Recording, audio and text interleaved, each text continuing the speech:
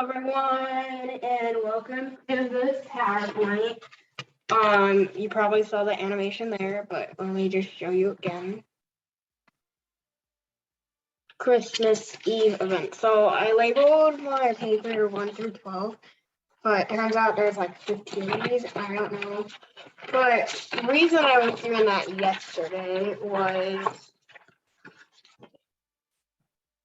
I was gonna do the Bloxburg Off event, but then like where am I gonna get the cookies from because someone scammed me, so I don't have a house. I'm saving up like for a new Bloxburg slot. Is 300 Bloxburg money, and I have 275 something. So I'm really close to getting that, and that lets you buy a house. Hopefully I can do it maybe. I don't know when, but I'm not going to do this right now. I'm going to explain what this PowerPoint is, what my Christmas Eve event is, and post tomorrow. So I can put this right here. So here's how it'll go. Before I show you guys, you'll need to know all the tools that we're going to be using for it. So we're going to use Kahoot, Blooket, and quizzes. And do you guys know what Kahoot, Blooket, and quizzes is? But so there's some people that don't know. So here's some info. Here's some info about Kahoot. It's a 54-second long video. So when I search for these videos, I try not to make them long. So. Hi, we're Kahoot. We're on a mission to make learning awesome. Our game-based learning platform is used by millions of people all over the world. Teachers, students, company employees, and lifelong learners. Kahoot makes it easy to create fun learning games or trivia quizzes in minutes, anytime, anywhere. We call them Kahoots. It works for any subject, in any language, on any device. You can also discover and play existing games. There are millions of Kahoots in our library. Kahoot can be played in a live setting with questions on a big screen, or on your mobile device where you see questions and answers on one screen. As well as in schools, Kahoot is played in companies, at events, and even parties to make learning awesome. Sign up today at kahoot.com. Let's play! That's what we're going to be using it for, events. So it's not only a school thing, it can be used as events for this. Blooket. Here is an intro about Blooket. It's 3 minutes and 50 seconds long, so it's not too long. So I recently discovered Blooket, and I'm going to tell you just a little bit about it. Oh, sorry. Once you log into the website, if you want to play a game, the best way to do it, I would suggest if you use Quizlet, is to create a Blooket with a Quizlet set. I have a video on that. I'll put a link to it in the description here. But what you can do with this website is play various games with a set of flashcards or question and answers. Let's take a quick look at the types of games that you can play. So on this mode right here, the cafe, what you have to do is feed your customers. You start off with just one plate and you earn food by answering questions correctly. And then as you play along and you earn money, you can get more plates and more types of foods and more customers. And then they purchase your food.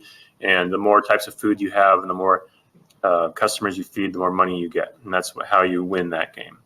In the factory, it's kind of a, reminds me a little bit of GameKit. What happens is you answer questions, you earn money, you purchase characters who earn you money by the second or by every 3 seconds or 5 seconds. And as you answer more questions correctly, you collect more cards up to 10. And then once you reach 10 cards, you start getting more powerful cards and you earn more and more money. And you can upgrade your cards and earn more money with more questions. And the fun part about this game, when you play it as a class, is you can have what are called glitches. And it's kind of a way to mess up the other people that you're playing with. They're really fun. You just have to try it out so you can see what they're like.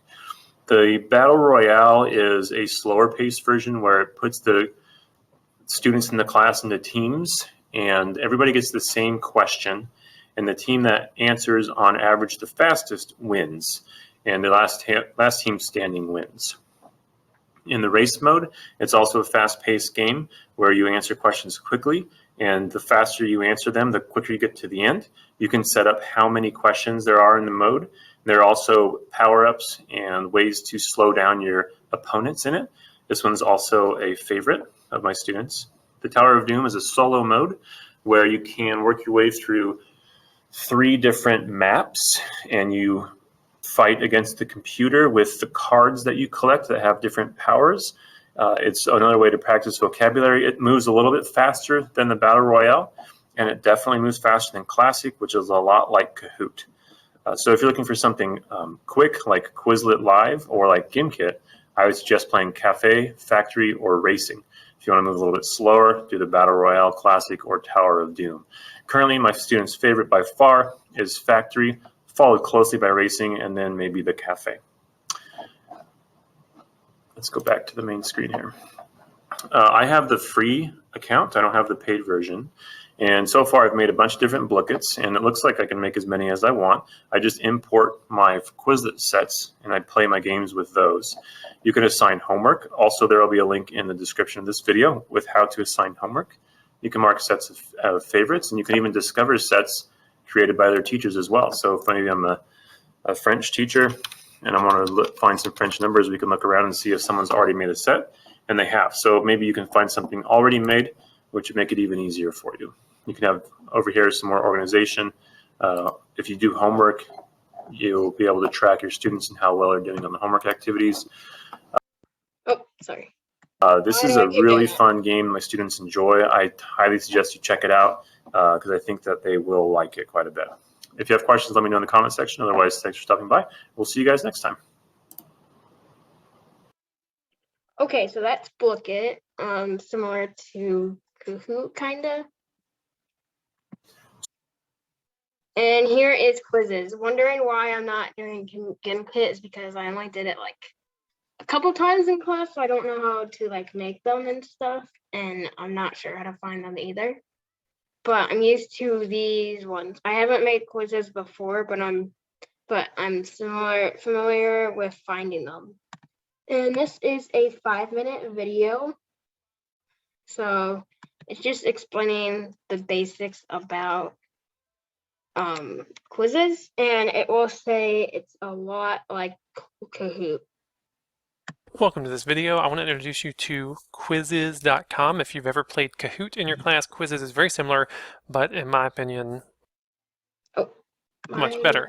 So real quick, let me get you introduced to it, show you what it looks like to your students, what it looks like to you as a teacher, and you'll be going in a matter of seconds. You'll have a review game and have your kids excited about learning. So when you go to the website, which is just quizzes.com, you just need to sign up. Luckily, one of your options is sign up with Google, which makes everything much simpler. No new passwords to remember. I've already set mine up, so I'm going to log in with Google. Once you log in and it asks who you are, then you're ready to roll. You're here on the dashboard, and in 2 seconds you can have a quiz going. I'm going to search for a math quiz. I'm going to say, let's view this one. Now I can like it, which makes it easier for me to find later. I can also add it to a collection, which basically lets me hashtag them and it puts them in different folders so that you can find things and be organized. I'm going to click on that quiz. I saw the options I like or add. There are 2 different types of games, 2 different play modes. What I'm going to do right now is a live game. So if this is you're having a review game in class, it's review day, the test is tomorrow, you want all your students doing some review at this moment. So I will press live game, and there are tons of options to turn on or off. The music is very dramatic, but maybe annoying. You could turn that off. The shuffle questions makes something really interesting because this way your kids are all working, but working at on different items at different times. So it's a little chaotic, but good chaos. But you could turn that off if you want something a little more structured. I'm going to leave everything on at this moment, and I'm going to proceed. When you press proceed, I'm going to turn off the music right there. It will project this on the board for the students and give them a code. Once they enter that code, they're ready to play. I'll show you in split screen so you can see students and teachers' views at the same time. A student very easily goes to join.quizzes.com. They can do this on their phone, on their iPad, anything with a browser. There are apps for the iPad, but you don't need the app. You could do it in the browser just as easily. They enter their code. You'll notice the teacher over here can see who has entered. Oh, what's my name? As a teacher, you have the option to remove those players. And then the very interesting thing is the questions do not show up on the teacher's dashboard or on the projector. So when the teacher's ready to start, all the teacher view is showing is the leaderboard. So you get some nice animation. There's some great sounds too that I have turned off so you can hear, me instead. But basically, right now, all my 3 students, which are really just me, and me on my iPad, my phone, and my computer, all have different questions because I've set it to shuffle. The faster you answer, the more points you get. So even if you're correct, but you were correct slower, you get less points. And so over here, you'll see that the teacher just displays this. It's always showing the leaderboard at all times. I'm clicking on 3 different devices, so don't judge me when I get one wrong. And so it's very student paced. You may be 3 questions ahead of someone else in your group. But basically, they're always kind of racing against each other. Time matters, correctness matters, and you have this great scoreboard going, which really gets them kind of into the action. Maybe sometimes too much into the action, but and the great thing is collecting all this data. It's playable on any device, and your kids will love it. I will show you here in just a second what it looks like when everything's said and done and what kind of data you receive as a teacher. Okay, I'm going to end the game here so I don't have to answer all those questions. But what we'll see here is on the board, we see who is in first place. Each student on their device gets all sorts of stats about their average time, their correctness. They have an option to look at the questions that they missed personally right there on their device. That's huge. Over here on the teacher device, though, tons of information that you receive. Look at all this data. You can see question by question analysis, color coded here. You can download it in Excel. You even can do a mail merge and email all the parents to tell them how their student did on review day. You have an option to look here at the questions sequentially, and you also have an option to bring your class back together and scroll through the questions to discuss who missed what type of question was the hardest. It gives you a great deal of options. It's fun and games, but it's also data that's driving your instruction right there in the browser, and you can be ready to play in just a couple of minutes. I know that you'll enjoy it, and I know that your students will enjoy it. Okay, that is the full video. Well, great. Now that you know all of these tools that we'll use, you'll need Zoom. And what is Zoom? It's a great platform for work meetings or school meetings or even fun event meetings like this. So if you don't know what Zoom is, here is what it will look like. Because this event will be in a Zoom meeting. And we're going to be using meetings, not webinars, because webinars are in the website, I believe. And then we're going to be using the app. So if you don't have the app, download it. So I'm just showing you what webinars look like, but they're very similar to meetings. That meetings will look like this. Webinars, the best way to connect and present to a large audience, whether you host from the main stage or your home office. Zoom video webinars offer the same easy experience you come to expect from Zoom. Let's schedule an event. In your portal, Click Schedule Webinar. Invite your co-host and panelists. Then publish a branded registration page to promote your event and collect leads. Before you go live, start with a practice session to review your video and audio settings so you look and sound your best. For example, adjust for low light or suppress background noise. If additional panelists would be a part of your presentation, they can join at this time too. Everyone ready? Let's begin. Zoom personalizes your connection with large audiences by ensuring you're always front and center, with your content as your virtual background. And keep everyone engaged with chat and Q&A. Any questions? Can Zoom do live polling? Yes, good question. Let's take a poll now. How important is it for attendees to join disruption-free? Very important. I agree. That's why attendees can join Zoom webinars at any time without causing any distractions. It's really that easy. But what if you're hosting a large event? Zoom event experts offer personalized support to customize and scale up, so your presentation goes off without a hitch. After the event, reports from the Zoom dashboard help you track who registered, attended, and engaged, while pre-built integrations with CRM, marketing, and payment solutions expand your capabilities.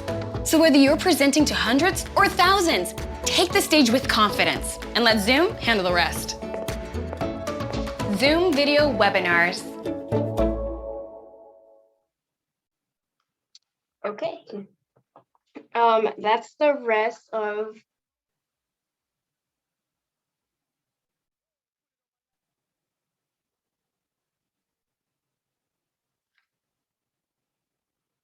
sorry.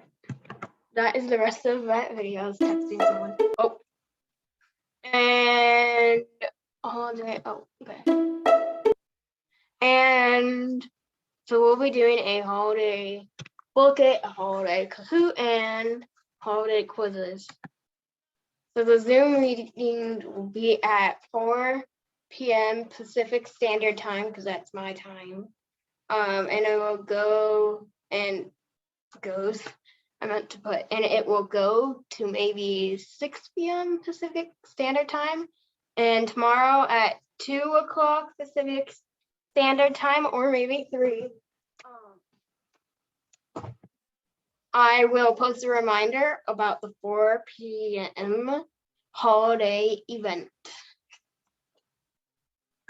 And then I'm so excited for this. And then at the end of the Zoom meeting, when the quizzes are done, I have a Christmas holiday art, which is the tab I have open. And I did this in my class a while ago before winter break. I did this in science. So I'm just gonna give you 2 letters of the art thing, OP. So try to figure it out, OP. That's your only clues. Okay. Make sure you like, subscribe, turn on your notifications so you know when the Zoom meeting is tomorrow. And comment below and subscribe too. Most importantly, subscribe. Okay, bye guys.